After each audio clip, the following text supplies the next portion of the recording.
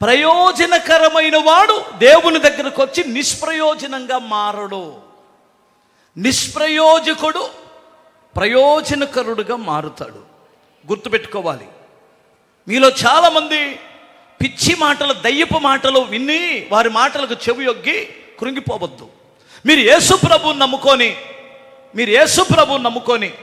ఇలా చెడిపోయారు, అలా చెడిపోయారు అని అంటే మీరు నమ్మొద్దు. ఒకవేళ నువ్వు నష్టపోతే ఒక విషయాన్ని చెబుతాను. ఒక రాజుగారు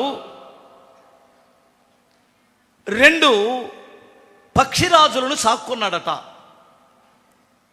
సాక్కొని వాటికి కావలసిన మేత పెట్టి అవి బాగా చక్కగా ఈ దేశం నుండి ఆ దేశానికి, ఆ దేశాన్ని ఈ దేశానికి ఎగరాలనే ఉద్దేశంతో 2 పక్షిరాజులను పెంచుకున్నాడు. అందులో ఒక పక్షిరాజు అలా ఎగిరి రెక్కలు చాపి 100 కిలోమీటర్లు వెళ్ళొస్తుంది. ఒకటి మాత్రం ఆ చెట్టు మీద కూర్చోవడం పైకి లేవటల్లా.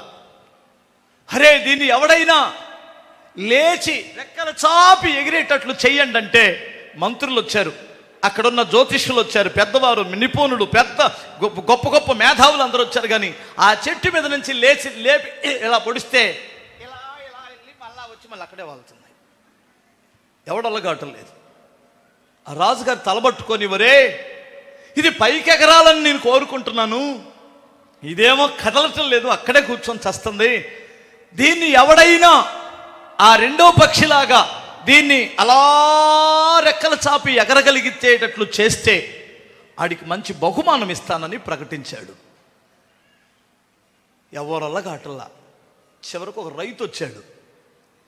రైతు వచ్చి నేను ఎగరనిస్తానండి దాన్ని అన్నాడు. సరే చూడన్నాడు. వచ్చి పెద్ద గొడ్డలు తీసుకొని ఆ చెట్టును నరికి ముక్కలు చేసి ఒక్క పీకు పీకాడు. దాన్ని లేవటం దాంతో కలిసి పరిగెడుతుంది. ఇప్పుడు ఆశ్చర్యపోయాడు రాజుగారు. ఊరే, ఇంత తేలిక అంత చక్కగా ఎగరగలుగుతుంది, ఏం చేసావు? ఏంటి అన్నాడు. అయ్యా, అది జీవితంలో ఉన్నత శిఖరాలకు ఎగరాలని ఆలోచన పోనిచ్చి కంఫర్ట్ జోన్ ఎత్తుక్కుంది. నేను కంఫర్ట్గా ఉండాలి, నేను సుఖంగా ఉండాలి, ఇక్కడ హ్యాపీగా ఉంది, ఇంకెందుకు ఎగరాలి, ఇంకెందుకు కష్టపడాలి? దొరకాల్సింది దొరుకుతుంది. తిండి, బట్టలు ఉన్నాయి, సౌకర్యాలు ఉన్నాయి. మా నాన్న తిప్పలబడి మా నాన్న సంపాదిస్తాడు, మమ్మ తిప్పలబడి మమ్మ సంపాదిస్తుంది. నా పని ఏమిటంటే లేవడం, తినడం, పడుకోవడం, లేవడం, తినడం, పడుకోవడం. అవసరమైతే పెద్ద పని ఏంటంటే సెల్ చూడడం.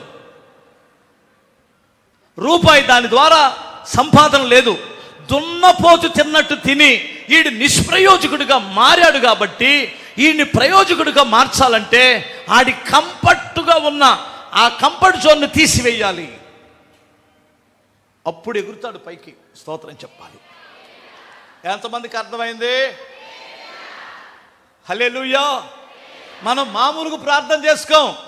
కష్టం వచ్చినప్పుడు ప్రభువా స్తోత్రం నాయనా నా దేవా, కొంచెం లైట్గా ఇక్కడ నొప్పి రావాలి, సన్నట్టు నొప్పి, అబ్బా ఎంత భారం వచ్చిందో కడుపులో, నా ప్రభువా నా తండ్రి నువ్వు లేకపోతే నేను. అంతకుముందు లేదు.